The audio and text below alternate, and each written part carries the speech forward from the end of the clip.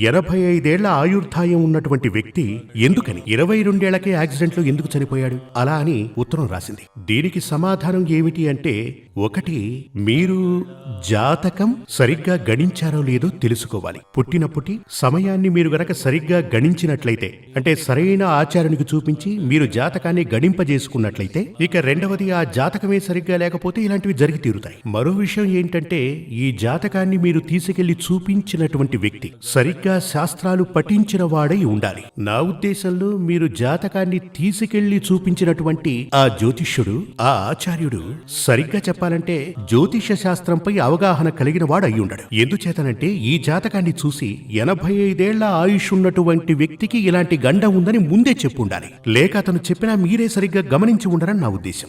నేను చెప్పదలుచుకున్నది ఏమిటంటే, ఒక వ్యక్తికి, అంటే ఒక మనిషికి 120 ఏళ్ల వరకు ఆయుష్ ఉందనుకోండి, అంటే నా ఉద్దేశం జ్యోతిష్ శాస్త్ర ప్రకారం